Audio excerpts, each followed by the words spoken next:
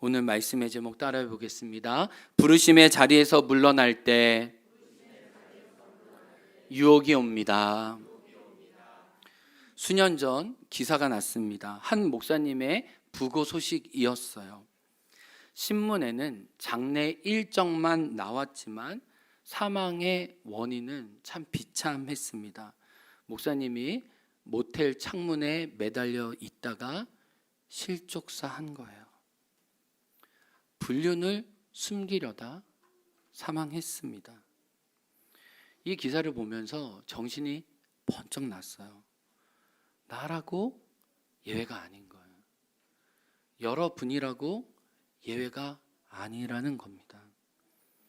다윗도 예외가 아니었다면 저와 여러분은 예외일 수 없습니다.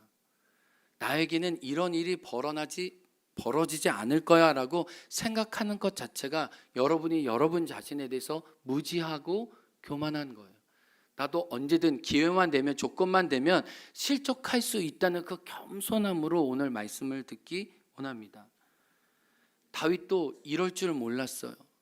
다윗도 하나님을 사랑했습니다. 하나님 마음에 합한 사람이었어요. 경건한 사람이었습니다. 그러나 무너졌습니다. 간음을 덮으려고 오늘 본문에 보면 살인죄까지도 저지르는 다윗의 모습입니다. 다윗은 자기의 가진 모든 자원으로 죄를 지어요. 자기의 욕망을 충족시킵니다. 그럴 만한 조건과 환경을 하나님을 섬기는 게 아니라 자기 욕망을 섬기는데 다 갖다 바칩니다. 거룩한 다윗이 너무 추악해져요. 짐승같이 돼버립니다. 여러분, 우리 안에 하나님의 형상이 있지만 또 짐승과 같은 추악한 모습이 있다는 걸 직면해야 돼요. 오늘 본문은 다윗이 그냥 성적 유혹에 걸려 넘어졌다를 말하는 게 아니에요. 하나님으로부터 멀어진 마음이 어떻게 유혹의 문을 열어주고 죄의 덫에 사로잡히게 되는지 그 일련의 과정을 소개하고 있어요. 그래서 이 본문을 가만히 보면 내가 어떻게 유혹에 넘어져 죄에 빠지는지 그 절차와 과정이 나오는 거예요. 그 유혹의 과정이 세 가지입니다. 이제 다음 주까지 연이어서 나눌 거예요. 첫 번째는 뭐냐면 부르심의 자리를 지키지 않을 때 유혹의 문을 열어줍니다. 이게 오늘 주제예요. 부르심의 자리를 지키라는 거. 두 번째는 나의 시선을 지키지 못할 때, 보아야 할 것을 보아야 하고 보지 말아야 할 것을 멈춰야 되는데 보지 말아야 될 것에 계속 내 시선을 두기 시작했을 때 거기서 음욕이 나오고 구체적인 제 행동의 문턱으로 넘어가는 것을 보게 됩니다. 세 번째는 하나님의 경고를 무시하며 이제 죄의 늪에 빠지게 되는 거예요. 나누겠지만 세 번이나 하나님은 다윗에게 경고를 주셨습니다. 그 경고를 누차 무시하면서 간음과 살인죄까지 저지르게 되는 거예요. 오늘은 이 중에 첫 번째, 이제 유혹의 시작인 부르심의 자리를 지키지 못하는 것에 대해 말씀을 나누겠습니다. 따라해 보겠습니다. 유혹은 부르심의 자리를 지키지 않을 때 옵니다. 부르심의 자리에서 물러나는 것과 유혹이 상당히 상관관계가 있다는 것을 말씀은 보여줘요. 왕에게 주어진 사명이 있습니다. 왕은 전쟁에 나가야 해요. 사무엘상 8장 말씀 한번 보겠습니다. 자, 같이 세 번역으로 읽어요. 시작. 우리에게도 왕이 있어야 되겠습니다. 우리도 모든 이방 나라들처럼 우리의 왕이 우리를 다스리며 그 왕이 우리를 어떻게 하고 나가서요? 전쟁에서 어떻게 해야 할 것입니다. 왕은 백성을 이끌고 싸우는 존재예요. 전쟁의 때 왕이 가장 앞에 서야 합니다. 그러나 오늘 1장에 보면 다윗은 나가지 않았습니다. 1장 중반절에 보면 다윗은 요압과 자기의 부하들에게 맡기고 그들을 출정시키고 자기는 남아 있었습니다. 뒤로 물러갔습니다. 손을 뗐습니다. 1장 1절 앞은 이 사실을 꼭 집어 이야기하고 있습니다. 이 다윗의 범죄의 첫 출발이 여기서부터 시작됐다는 거예요. 1절입니다. 그 다음 해 봄에 왕들이 출전하는 때가 되었습니다. 왕들이 출전해야 될 때 왕으로서 다윗은 출전하지 않았습니다. 이게 간음죄, 살인죄의 출발점이었어요. 출전해야 될 때 왕으로서의 사명을 감당해야 될 때 그 사명의 자리에 나서지 않았다는 것입니다. 메시지 성경은 이것을 이렇게 얘기해요. 다음에 암몬 사람들이 침략해 오는 때가 되었습니다. 그러나 다윗은 멈춰 있었습니다라고 말하고 있는 거예요. 근데요, 그 사무엘하 10장에 보면 11장하고 이어서 말씀을 봐야 되는데요, 지금 암몬과의 전쟁이 갑작스럽게 이루어진 게 아니에요. 10장에 보면요, 암몬과의 전쟁이 얼마나 위험하고 얼마나 위기 가운데 모든 다윗의 군대가 다 못살당할 그 전쟁이었는지를 심각하게 기록하고 있습니다. 암몬은요, 최정의 부대였어요. 그래서 요압이요, 실은 싸울 때 자기 최정의 부대만 따로 모아서 최정의 부대를 상대해요. 근데요, 암몬은요 교만하지 않았어요. 그래서 옆에 그 아람 족속에 많은 돈을 주고요, 이 최첨단 무기를 사왔어요. 그래서 병거 700대를 사오고요, 마병 4만 명을 수입해다가 같이 싸웠어요. 그래서 이스라엘을 가운데 두고요, 아람 족속과 그 다음에 암몬 족속이 붙었어요. 그래서 이스라엘 이 군대는요, 이 압사당할 위기에 처해 있었습니다. 그렇게 죽을 뻔할 위기에 처해 있었어요. 근데요, 그때요, 요압이 군사들이 이렇게 독려했어요. 사무엘하 10장 12절 말씀입니다. 시작. 너는 담대하라. 우리가 우리 백성과 우리 하나님의 성읍들을 위하여 담대히 하자. 여호와께서 선히 여기시는 대로 어떻게 해요? 여러분, 어린 다윗이 골리앗 앞에 섰을 때 우리가 여호와의 이름으로 하나님이 우리에게 이김을 주실 테니 담대히 나가노라라는 이 고백으로요, 요압은 암몬을 상대하고 나머지 백성들은 아람 족속을 상대해서 이겨서 하나님께 승리를 돌렸어요. 그 전쟁 이후의 시간이 지나자 암몬 사람들이 또 군대를 일으켜서 다윗의 나라에 쳐들어온 거예요. 여러분, 이런 맥락을 안다면 다윗이 어떻게 해야 됐어요? 내가 이전에는 전쟁 가운데 나가지 못했는데 내가 이제는 나가겠노라. 하나님 나에게 기회를 주셔서 감사합니다. 내가 저 원수의 성 랍바를 취하겠습니다 라고 했어야 됐었어요. 그러나 다윗은 예루살렘에 머물렀습니다. 그러나 다윗은 여기서 다윗이 그냥 물리적으로만 왕궁에 머물러 있었다는 것이 아닌 것을 알게 돼요. 다윗은 실은 하나님께 응답하는 삶도 제쳐버렸어요. 부르심의 사명도 뒤로 했을 뿐만 아니라 하나님과 상호작용하는, 하나님과 호흡하는 과정도 실은 끊어버렸다는 것을 알게 돼요. 다윗의 전공은 하나님께 묻는 거였어요.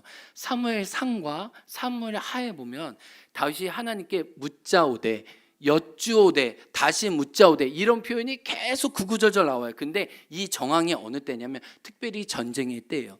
그래서 하나님, 지금 제가 전쟁해야 될 때입니까? 하나님, 적군 앞에 나서야 할 때입니까? 하나님, 제가 물러서야 할까요? 하나님의 때를 기다리며 전쟁을 했어요. 그리고 나가야 될지 아니면 이렇게 뒤쪽을 쳐야 될지 하나님의 전략도 다 알려주셨어요. 다윗은 전쟁에 있어서 자만하지 않았다는 거예요. 총군사령관이신 하나님의 지도를 받았습니다. 그래서 그게 하나님의 전쟁이었고 하나님의 선하심을 드러내는 전쟁이었어요. 다윗은 전쟁 가운데 겸손하고 하나님께 묻는 사람이었습니다. 그런데요, 어느 순간 다윗은 예루살렘에 머물 뿐만 아니라 하나님께 묻고 하나님의 뜻에 순종하는 걸 멈췄다는 것을 성경 기자는 보여주고 있어요. 이 태도가 뭐죠? 이제 하나님 없이도 이 나라 내가 지킬 수 있고 내 싸움 내가 이길 수 있다는 교만이 그 안에 자리 잡고 있는 거예요. 그리고 오늘 본문 2절에 보면 하나님 없이 잘 살아가는 다윗을 상징해주는 한 구절이 있습니다. 2절 한번 읽어보겠습니다. 시작. 저녁 때에 다윗이 그의 어디에서 일어났다고요? 다른 성경은 다윗은 잤대요. 침상에서 일어났다는 것은 잤다는 거죠. 근데 여러분 보세요. 저녁 때부터 자야 되는데 저녁 때에 일어났다는 것은 낮잠을 잤다는 거죠. 이 낮잠 무엇을 의미할까요? 요압과 자기의 군사들은 지금 암몬과 치열한 전투 중에 있다는 것을 알려줘요. 그는 전장에 나가지 않는다 할지라도 전략적인 판단을 했어야 됐어요. 그리고 전쟁의 소식이 궁금해야 했었습니다. 그리고 그는 침상에서 자빠져 잘 게 아니라 기도해야 했어요.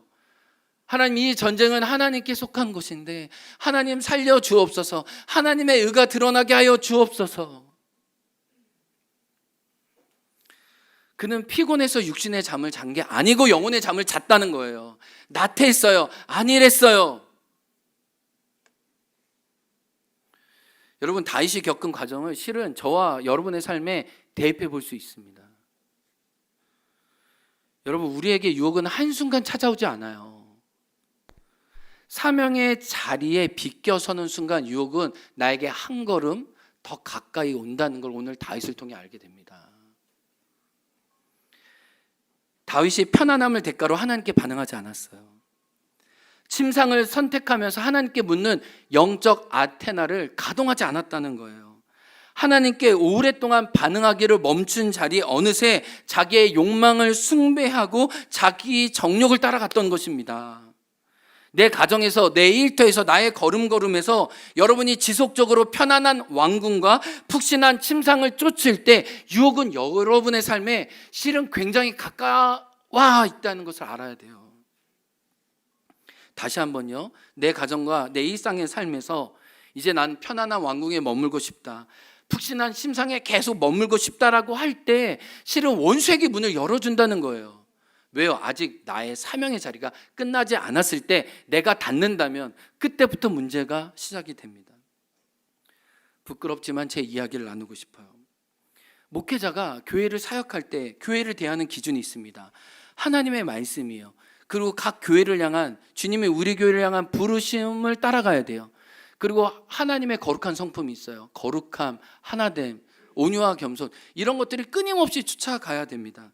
그런데 어느 순간 제가 교회를 판단하고 또 교회의 어떤 기준을 결정할 때 그 자를 보니까 그게 안정이라는 기준으로 내가 교회를 판단한다는 것을 깨닫게 되었어요. 이것이 교회 안정을 해치는 일인가? 이것이 문제를 만들 건가? 안 만들 건가? 어느새 그거를 셈하고 있는 실은 부끄러운 저의 모습을 보게 되었습니다. 이런 거죠. 이게 덜 힘들었으면 좋겠다. 더 안 해도 되지만 좀 더 효과적인 게 없을까? 그게 지혜가 아니라 인간적인 꾀를 부리는 저를 보게 됐다는 거예요. 그 중에 하나가 올리브 그라운드예요. 6년 전, 7년 전 들락날락 센터를 짓는 에슨과 대가지부를 기억해요. 그게 저의 세포에 남아있어요. 이 교회 DNA 흔적으로 남아있어요. 그런데요, 사명의 자리에서 물러나면요, 솔직한 제 마음이 뭔지 아세요? 안 하고 싶어요. 여러분 설득하는 게 얼마나 어려운지 아세요? 여러분 설득도 안 돼요. 제가 그거 알아요. 진짜. 여러분 기대하고 하잖아요. 제가 이거 하다가 실족할 거 알아요. 센터 때도 그랬거든요. 근데 하나님의 방법대로 일하시더라고요. 제가 다른 목사님들하고 이야기하면요, 막 믿음이 빠져. 어떤 교회는 막 거액 기부를 한대. 그리고 막 수억 원도 막 무상으로 막 그 사장님이 빌려준대. 알겠습니다 나왔어요. 알겠습니다 하신 분은 기증하시면 됩니다. 이거 알겠습니다 누구예요? 와, 이거 그분은 아멘. 고액 기부자, 땅도 기증해요. 알겠습니다. 와, 그분 저랑 따로 만나요. 요즘 AI가 믿음으로 반응해요. 와, 진짜 대박이네. 할렐루야. 여러분 켜놓으세요. 뭐 이런 거 AI 다 켜놓으세요. 믿음으로 반응하면은 내가 걸리면 하는 거예요. 아멘. 이거 또 안 하잖아요. 안 하지. 이게 우리의 마음이에요. 이게 아멘이에요. 켜놓으세요. 아멘 해야 돼 이게. 그래서 이런 땅도 내고 거액 기부자도 있고 이렇게 큰 돈을 가지신 분이 무상으로 이자 안 받고 빌려주고 이런 얘기가 들려요. 제 안에 목사님들 그런 만나서 이야기하면 돌아와서 무슨 생각이 드는지 아세요? 주님, 우리도요. 그리고 진짜 죄송한데 제주도에서 건축을 하시는 분이 누구지? 돈 있는 분이 누구지? 기도하면서 따로 만나야 될까? 이런 생각을 좀 많이 전개시켰어요. 그래서 어떤 마음이냐면 주님 한 방으로 하시죠. 이 마음이 진짜 있어요. 이게 잘못된 거죠. 주님은 과정을 생략하지 않으세요. 과정에 정직하게 원하시잖아요. 그러면서 무슨 마음이 들면 나도 쉬고 싶다. 나도 좀 수고를 덜 하고 싶다. 이 마음 기저에 제가 뭐가 있는지 알아요. 보상받고 싶은 거예요. 안주하고 싶은 거예요. 믿음의 싸움이 이제 나에게 없었으면 좋겠다, 우리에게 없었으면 좋겠다라는 안일함이 실은 제 안에도 있어요. 기도 중에 하나님이 이 마음을 들춰내시는 거예요. 내가 하나님 말씀과 뜻에 순종하는 것보다 그냥 물리적으로 환경적으로 안정, 그냥 어떤 요동이 없는 그냥 그런 상태로 있는 게 나에게 어느 순간 큰 가치가 되었구나 라는 거예요. 네, 제 마음을 돌이켜서 이제 다시 한번 하나님께 나아갈 때 하나님이 계속해서 믿음의 걸음을 걸어가래요. 올리브 그라운드. 모든 세대가 살아나고 모든 세대가 하나님을 예배하며 정말 다시 삶의 자리로 돌아가는 그 꿈을 품으래요. 근데 하나님이 그런 이야기와 그런 사인을 계속 주세요. 우리 지난주 주일까지 양평동 교회가 2박 3일 수련회하고 돌아갔죠. 그리고 2부 예배 시간에 양평동 교회 한 부부가 마저 예배를 드리고 돌아갔습니다. 근데 정말 그 부부를 만날 수가 없는 상황이었는데 점심 때 그 부부가 국수 먹으면서 짧지만 대화를 나누게 되었어요. 근데 그 부부가 무슨 얘기를 하냐면은 이거는 허락받고 이야기를 하는 겁니다. 그 형제 자매한테 행원교회를 나만의 나병이 낫는 요단강으로 이 2박 3일의 시간을 하나님이 허락해 주셨다는, 제가 그렇게 말씀을 전했는데 그 말씀이 자기에게 응답되었다는 거예요. 이게 무슨 말이냐면 이 가정은 아직 자녀가 없어요. 자매가 유산을 2번이나 했습니다. 근데 자녀를 5명 낳기를 원한대요. 정말 두 사람이 자녀에 대한 마음이 너무 커요. 근데 자녀를 2번이나 유산을 한 거예요. 참 슬프고 비통한 일이죠. 근데 형제가 말하기를 그렇게 아내가 유산을 할 때 한편으로는 아팠지만 한편으로 어떤 마음이냐면 내가 아직 경제적으로 준비 안 됐으니 지금은 때가 아니구나, 괜찮다라고 스스로 위안을 했다는 거예요. 그러니까 나는 아직 아이를 키우기에 물질적으로 많지가 않아. 그래서 아이 지금 없어도 돼 라고 스스로 생각했다는 거예요. 근데 하나님 앞에 나가서 기도하다 보니 이게 심히 잘못된 생각이라는 걸 알게 해주신 거예요. 돈으로 애를 키우려고 했구나. 나의 어떠함으로 자녀의 안전을 대신하려고 했구나. 내가 이 자녀를 하나님의 손에 맡기고 키우는 게 아니라 나의 어떠함으로 세상의 기준으로 이 생명을 대하려고 했구나. 하나님이 이걸 지적해 주신 거예요. 그리고 회개한 겁니다. 그리고 처음으로 그 속마음을 아내에게 이야기하고 사람들에게 이야기하면서 기도를 부탁한 거예요. 그래서 제가 양평동 교회가 서로 중보 기도할 때 계속 자녀가 생기길 위해 기도하는 기도 제목을 제가 금요일 날에도 들었어요. 어떤 사연이 있구나, 어떤 아픔이 있다는 거를 그 가정의 이야기를 들으면서 알게 되었어요. 정말 자녀를 낳기 원하지만 결국 자녀를 바라보는 관점도 나의 경제력, 나의 돈으로 키우려고 하는 그 정말 불순하고 하나님 앞에 교만한 나의 마음을 깨트리게 되었다는 것. 그리고 하나님의 예배할 때 하나님이 나에게 어떤 마음을 주시냐면 사랑하는 아들아, 너가 성실하고 거룩만 하면 나는 너와 너희 가정을 사용하겠다라는 말씀을 주셨다는 거예요. 내가 어떤 사람들이 보기에 많은 돈과 큰 어떤 것을 가지지 못하겠지만 하나님이 우리 가정을 사용하신다면 그건 우리가 성실로 매일매일 주님을 따라가는 것과 거룩한 것이라고 주님이 말씀해 주셨는데 그 얘기를 반문 중에 해주면서 형제가 눈물을 흘리는 거예요. 근데 그 형제의 말 속에 하나님이 제가 들어야 될 얘기인 것을 바로 알게 되었어요. 우리가 하나님 앞에 매일매일 성실하기만 하면, 그리고 우리가 거룩함으로 하나님께 애쓰면서 나아간다면 한다면 우리의 여건과 우리의 환경은 실은 관계가 없어요. 이 올리브 그라운드, 우리의 자원, 우리의 형편, 우리의 예산, 실은 이것과 관계없다는 거예요. 왜요? 우리가 성실과 거룩으로 하나님 앞에 반응하기만 한다면 그 다음은 하나님 몫이에요. 왜 하나님 것까지 우리가 걱정하는 거예요? 이 형제에게 이 마음을 주셨는데 그 형제의 고백을 통해 하나님이 저에게 말씀하신 거예요. 그리고 떠나면서 아이를 데리고 올게요. 다음에는 꼭 아이와 함께 보기 원합니다. 이렇게 기도했어요. 아, 이곳을 밟는 사람들이 하나님을 만나는 곳이 되기 원하는구나. 지난주 우리 이진일 목사님 섬기시는 저희 교회 여러 번 오셨죠. 안식년도 보내시고 나들목 동행교회 우리 사역자와 교사들이 왔다 가셨어요.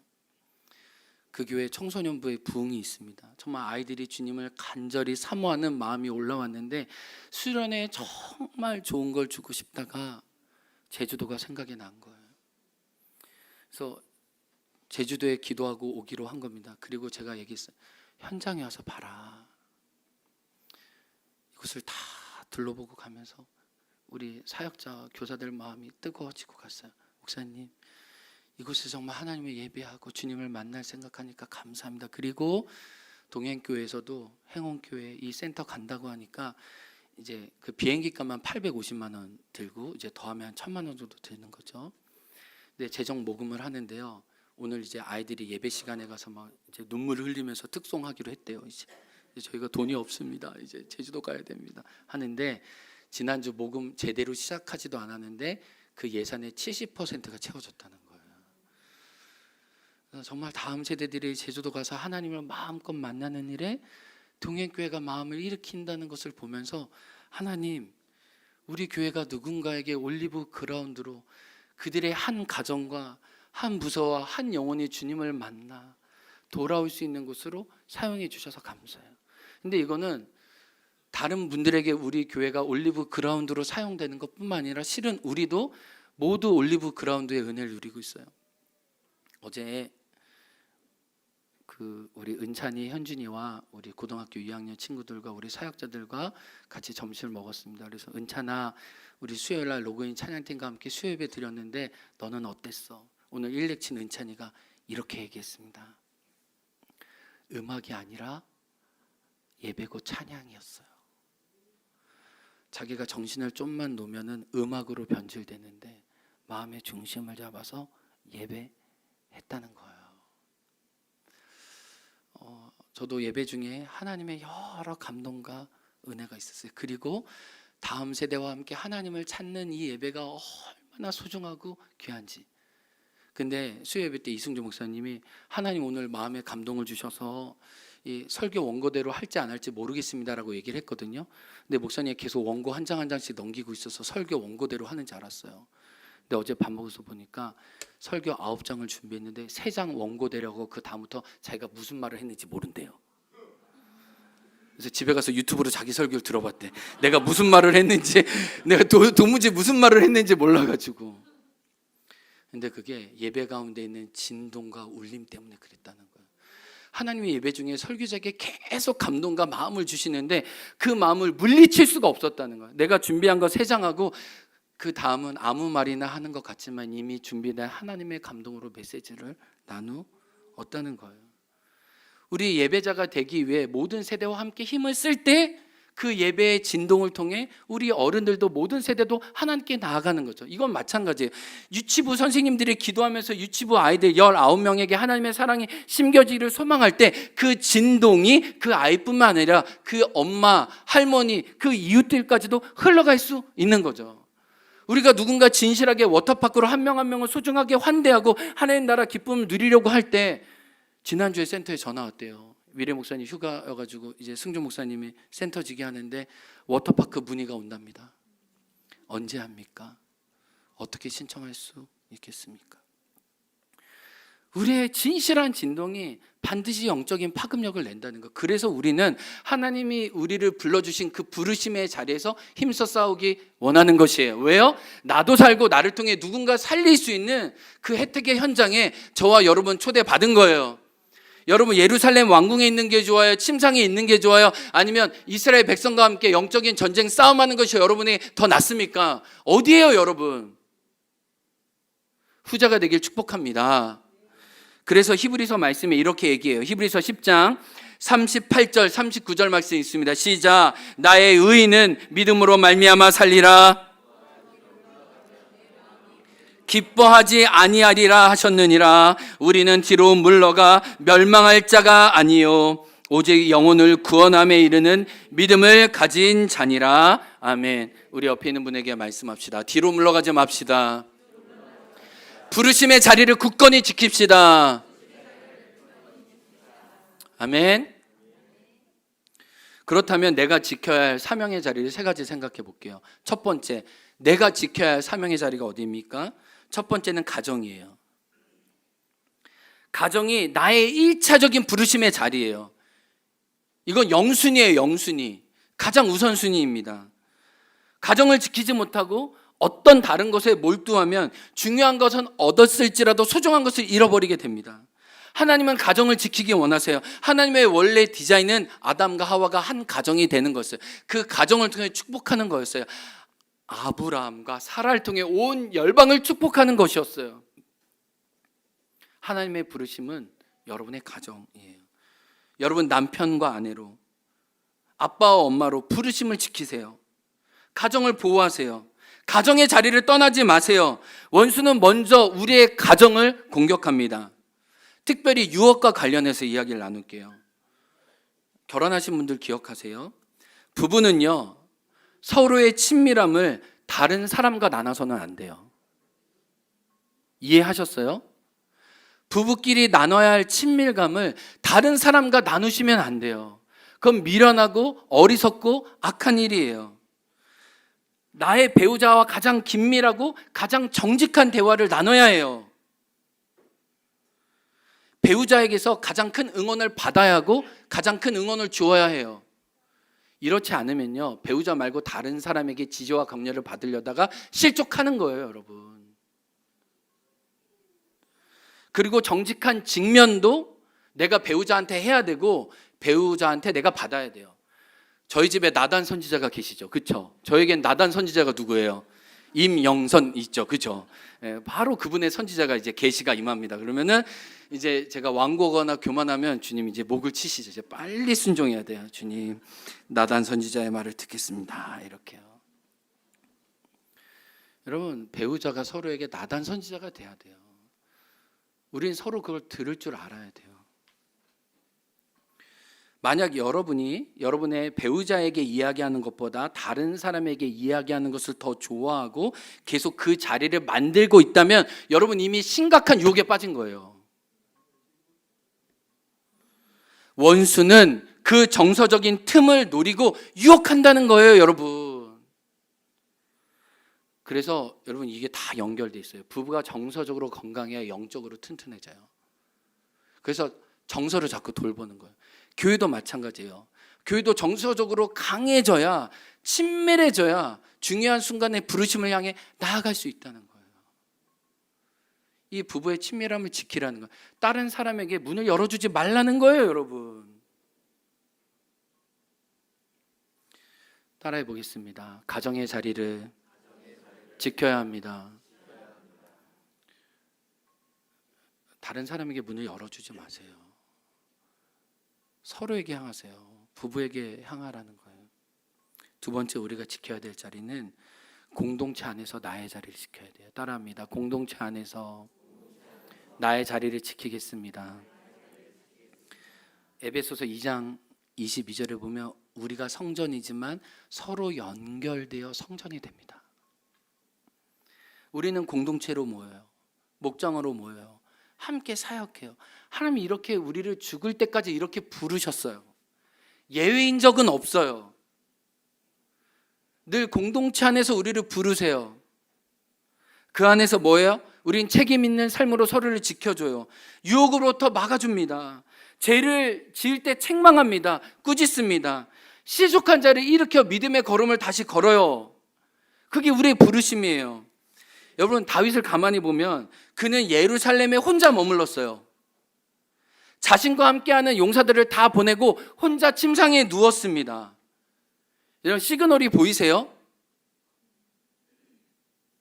믿음의 식구들은 다 갔는데 늘 자기 혼자만 화려한 예루살렘 왕궁의 편안한 침상에 누워 있어요. 이게 뭔가 문제라는 거예요. 그러니 홀로 목욕하는 밧세바를 몰고 홀로 데려와 자기가 누웠던 침상에 그 여인을 눕히게 되는 하나님 보시기에 악을 행했다는 거예요. 여러분 성경 있으신 분은 사무엘하 11장 33절에 보면 다윗이 한 일이 여호와 보시기에 심히 악했더라, 아주 매우 악했더라 하나님 분명히 언급하고 계세요. 그 출발이 뭐예요? 공동체 안에 함께하지 않았어요. 믿음의 식구들과 함께하지 않았어요. 여러분 3절 보세요. 성경책에 있는 분들 3절에 햇사람 우리아가 나와요. 밧세바는 누구예요? 햇사람 우리아의 아내예요. 여러분 우리아는요 그냥 장수가 아니에요. 여러분 그런 오해하지 마세요. 사무엘하 23장 성경책 있는 분은 사무엘하 23장 39절에 보면요 다윗의 37명의 용사들이 쭉 나옵니다.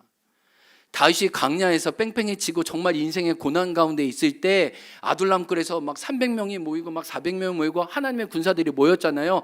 그때부터 하나님의 꿈을 가지고 거룩한 이스라엘 하나님 나라의 백성을 세웠던 그 용사 37명 중에 마지막 37번째 인물이 햇사람 우리아예요. 여러분 이게 무엇을 나타내 줍니까? 자기의 충신이에요. 수년 전부터 믿음의 꿈을 함께 쌓은 영적인 동지입니다. 그리고 다음 주에 살펴보겠지만 그는 집으로 가라고 해도 가지 않아요. 요압과 나의 형제자매들이 전쟁터에서 치열한 싸움을 싸우고 있는데 내가 어찌 먹고 마시겠습니까? 내가 어찌 내 아내와 동침하겠습니다. 나는 여호와의 이름으로 결코 그렇게 하지 않겠습니다. 오랜 시간 함께했던 37명의 용사 중 마지막 37번째 햇사람 우리아예요.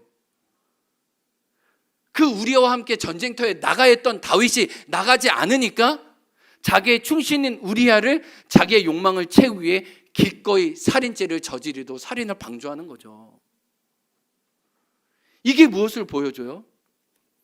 믿음의 대오에서 이탈한 순간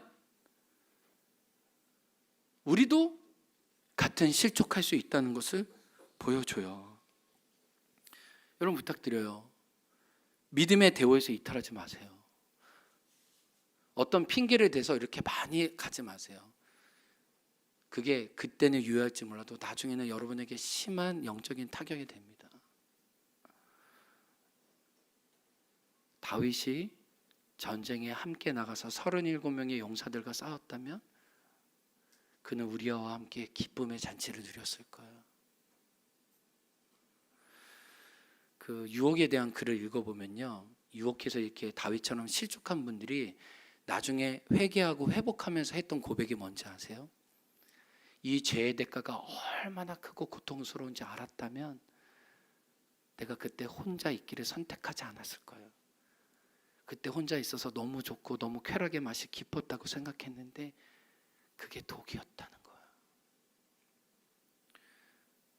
홀로 하나님이 주신 것을 벗어나서 어떤 것을 마시려고 하지 마세요.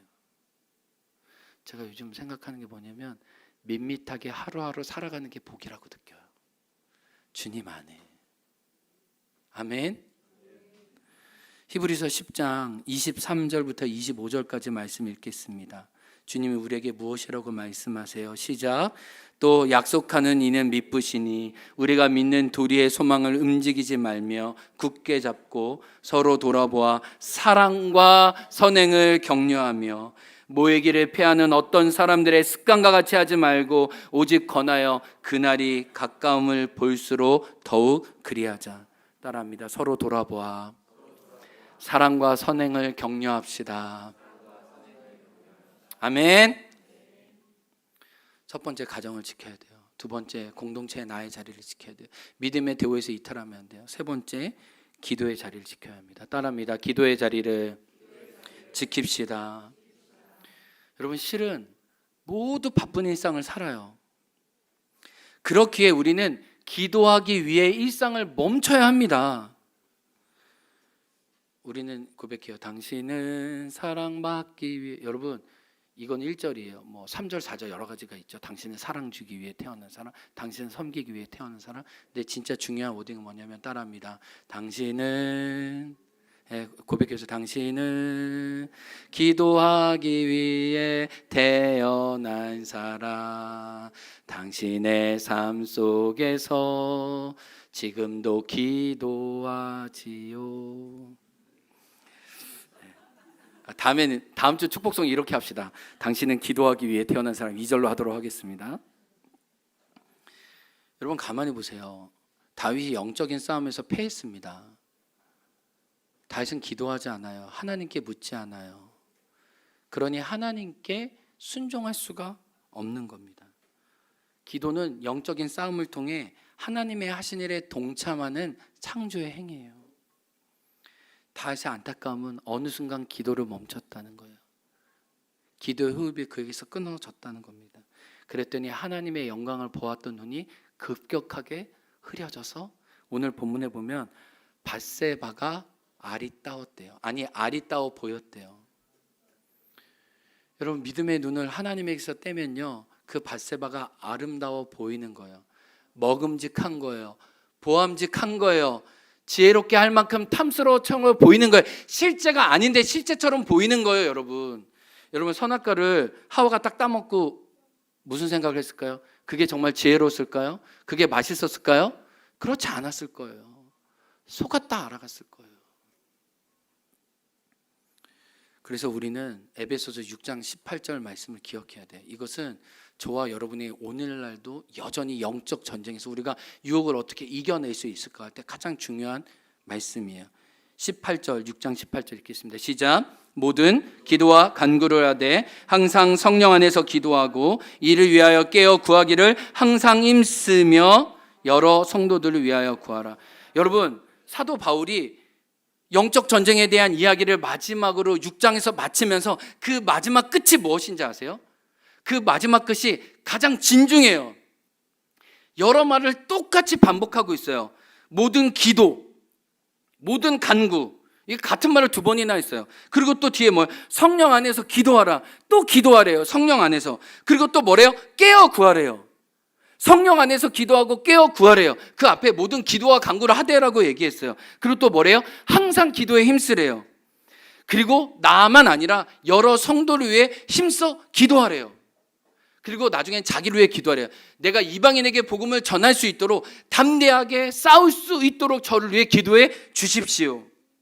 기도에 대한 언급이 5번이에요. 항상이란 말씀이 2번이에요. 힘쓰고 애쓰라는 마지막 말씀으로 우리에게 영적 전쟁에서 깨어 있으라고 이야기하는 거예요. 메시지 성경은 이것을 이렇게 풀었습니다.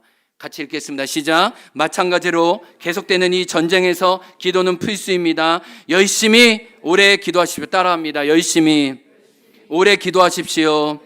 계속 있습니다. 끊임없이 주의를 기울이십시오. 서로 기운을 북돋아 주어 아무도 뒤처지거나 낙오하는 사람이 없게 하십시오. 여러분 영적인 전쟁에서 기도는 필수예요. 제가 분명히 예언합니다. 우리가 기도하지 않잖아요. 여름 사역 다 헛짓이에요. 근데 우리 준비가 미흡해도요, 기도하면 하나님이 하세요. 그래서 정말 마음에 손이 있어요. 기도 가운데 하나님이 하신 일을 보는 교회가 되기 원하는 거예요. 그런 성도 한 분 한 분 되시기를 정말 축복해요, 여러분. 그래서요, 여러분 조금 적용해 보세요. 여러분이 지금 하는 기도보다 10분 더 기도해 보세요. 그리고 믿음의 초신자는요, 기도의 빈도를 좀 늘려가세요. 그리고 기도를 평소에 하시는 분은 기도의 밀도와 강도에 신경을 쓰세요. 왜냐하면 그게 기도 시간을 채워도 형식적이게 되지 않도록. 그래서 초신자분들은 기도의 빈도를 좀 늘려가시고, 내가 기도를 한다는 분은 내가 기도 가운데 밀도와 강도로 하나님과 주파수를 맞추고 있는지를 보세요. 이렇게 10분만 더, 조금만 더 내가 열심히 주의를 기울이면 그 기도가 하나님의 일을 보게 할 줄로 믿습니다. 근데 참 안타까운 건요, 제가 이렇게 기도 제목 여러분한테 주는데도 아무런 기대가 없어. 이게 좀 두려워요. 기도하자 하면 정말 기도하겠습니다 이런 말이 들려와야 되는데, 그냥 그게 너무 종교적인 목사가 하는 워딩처럼 들릴까 봐 두려운 거예요. 여러분 그러면요, 우린 이미 영적 전쟁에서 끝난 거예요. 이미 원수가 우리를 어디 칠지 알겠죠. 기도가 약한 부분을 치겠죠. 허약한 부분을 치겠죠. 우리 한번 고백해 볼까요? 열심히 오래 기도합시다. 이러면 여러분 또 스트레스 엄청 많이 받으니까 10분만, 알겠죠? 10분만 더 열심히 기도합시다. 시작. 10분만 더 오래 기도합시다. 아멘. 말씀을 마치겠습니다. 다윗은 하루아침에 무너지지 않았어요. 믿음의 동료들과 전쟁에 나가지 않는 선택을 했을 때, 아니 왕궁에 머무는 선택을 했을 때, 침상을 찾는 선택을 했을 때, 홀로 보상과 위로를 받고자 하는 선택들을 계속해서 연이어 했을 때 그는 결국 유혹의 문을 열어주고 죄를 범했습니다. 여러분, 지금 여러분은 어디에 있어요? 믿음의 전쟁터 가운데 있습니까? 믿음의 대오를 이루어서 영적인 싸움을 하고 계십니까? 수고하고 땀 흘리고 나의 보상이 하나님입니다. 그 마음으로 여러분의 삶의 자리를 지키고 계세요? 아니면 예루살렘이에요? 침상이에요? 아니 여러분 밧세바를 보고 계세요? 무엇 가운데 여러분의 마음이 있습니까? 오늘 말씀을 통해 여러분 돌이키기 원하세요? 아멘? 돌아갑시다. 여호와께 돌아갑시다. 우리의 자리를 지킵시다. 믿음으로 깨어 있읍시다. 그래서 여러분을 통해 여러분의 가정과 여러분의 이웃들과 이 땅이 살아나는 은혜의 진원지가 우리 한 분 한 분 되기를 주의 이름으로 축복합니다. 우리 함께 기도하며 나아갑니다. 찬양하며 나아갑니다. 부르신 곳에서 나는 예배하네. 어떤 상황에도 나는 예배하네. 부르신 곳에서 나는 예배합니다. 어떤 상황에도 나는 그 주님을 예배합니다. 고백합니다. 부르신 곳에서 나는 예배하네. 어떤 상황에도 나는 예배하네. 부르신 곳에서 나는 예배하네. 어떤 상황에도 나는 예배하. 부르신 곳에서 나는 예배하네. 어떤 상황에도 나는 예배하네. 부르신 곳에서 나는 예배하네. 어떤 상황에도 나는 예배하. 내가 걸어갈 때 길이 되십니다. 걸어갈 때 길이 되고 살아갈 때 삶이 되는 그곳에서 예배하네. 내가 걸어갈 때 길이 되고 살아갈 때 삶이 되는 그곳에서 예배. 다시 한번 내가 걸어갈 때 길이 되십니다. 내가 걸어갈 때 길이 되고 살아갈 때 삶이 되는 그곳에서 예배하네. 내가 걸어갈 때 길이 되고 살아갈 때 삶이 되는 그곳에서 부르신 곳에서 나는 예배하네. 주님께 반응하겠습니다. 주님께 기도하겠습니다. 나는 예배하네.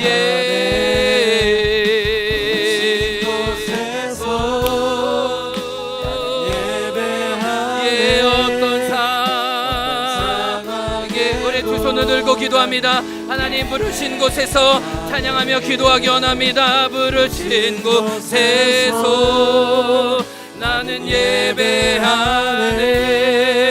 어떤 상황에도 나는 우리 주신 말씀 가지고 주여 한창하고 통성으로 기도합니다. 주여, 하나님 아버지 우리에게 말씀 주시니 감사합니다. 하나님 어떻게 주님을 따라가야 될지, 하나님 어떻게 우리 부르심의 자리에서 하나님 주님을 섬겨야 될지 주님 알려주셔서 감사합니다. 하나님 이 시간 성령 안에서 우리를 돌이켜 주옵소서.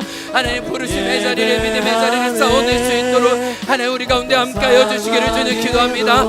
하나님 우리의 가정의 자리를 지키게 도와주옵소서. 하나님 우리 친밀함의 자리를 지키게 도와주옵소서. 하나님 부부 연합의 자리를 지키게 도와주옵소서.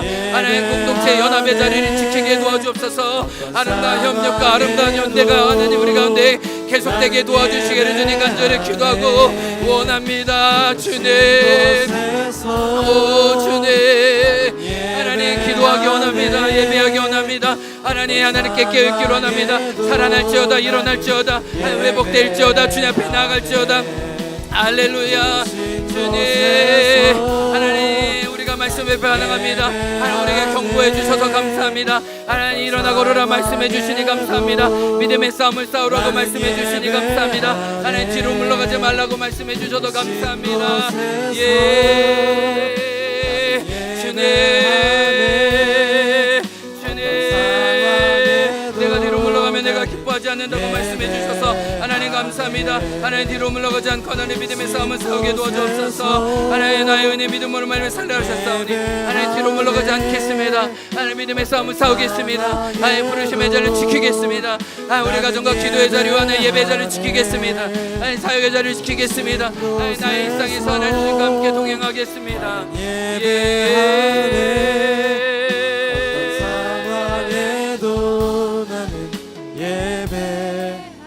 나의 의인은 믿음으로 말미암아 살리라. 또한 뒤로 물러가면 내 마음이 그를 기뻐하지 아니하리라 하셨느니라. 우리는 뒤로 물러가 멸망할 자가 아니요 오직 영혼을 구원함에 이르는 믿음을 가진 자니라. 하나님, 다윗이 믿음을 잃었습니다. 그가 왕궁에 홀로 남았고 왕궁에 홀로 누웠을 때 그는 홀로 된 여인을 데리고 와서 자기가 낮잠 잤던 그 침상에 그 여인과 동침했습니다. 주님, 나라고 예외가 아닙니다.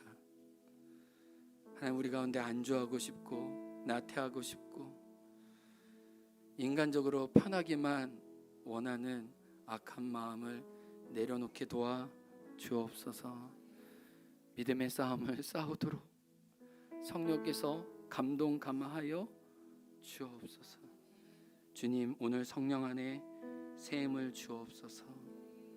일어나 걸어라, 내가 새 힘을 주리니.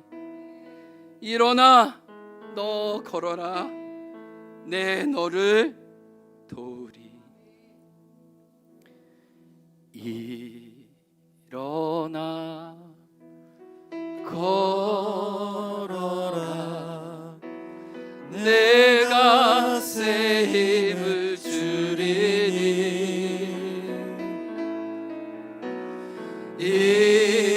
일어나 너 걸어라, 내 너를. 우리 일어나서요, 우리 하나님께 항복하면서 고백해요. 주님, 일어나 걷겠습니다. 일어나 내가 새 힘을 주리니.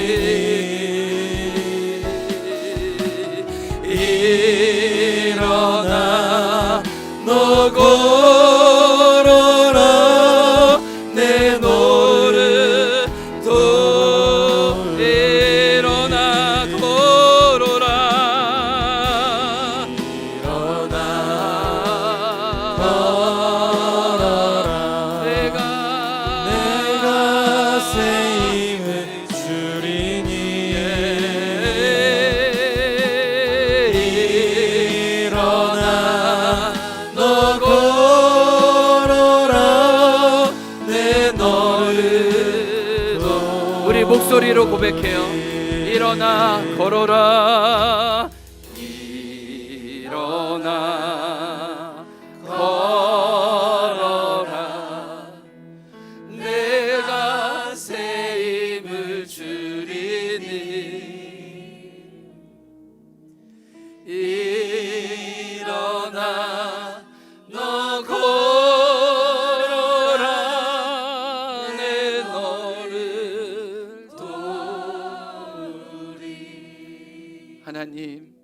시간 영적으로 잠자있는 당신의 성도들 위해 중보기도 합니다.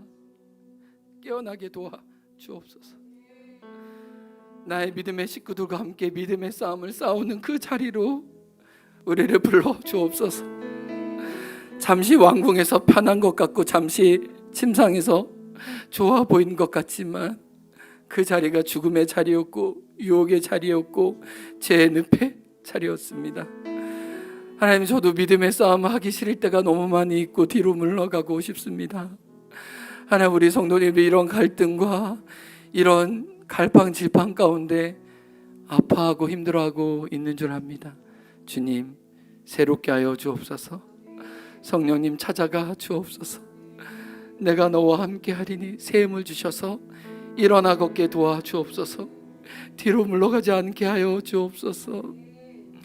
하나님, 모세가 바로 공주의 아들로 있는 것보다 주의 백성과 함께 고난받는 것을 더 큰 상주심으로 여겼던 것처럼 하나님 나라에 상 주실 것을 기대하며 믿음으로 나아가고 우리 부르심의 자리를 지킬 수 있도록 도와주옵소서. 하나님, 10분 더 기도하는 한 주 되게 도와주옵소서. 10분 더 열심히 영적인 싸움을 하는 우리 성도 한 분 한 분 되게 도와주옵소서. 그래서 내가 지키는 것이 아니라 하나님이 우리 삶을 지키시고 보호하심을 깨달아 알게 도와주옵소서. 하나님, 이 헌금과 함께 우리 삶의 모든 감사와 모든 간구도 주의 손에 올려드립니다. 주께서 우리 삶을 지켜주시고 우리 소득을 채워 주옵소서. 우리의 호흡과 걸음걸음을 인도하여 주옵소서. 그렇게 하실 하나님을 찬양합니다. 지금은 우리 구주 예수 그리스도의 은혜와 하나님 아버지의 사랑과 성령의 교통하심이 부르심의 자리에 힘써 지키기 원하는 당신의 아들 딸 위에 지금부터 영원토록 함께하길 간절히 축원하옵나이다. 아멘.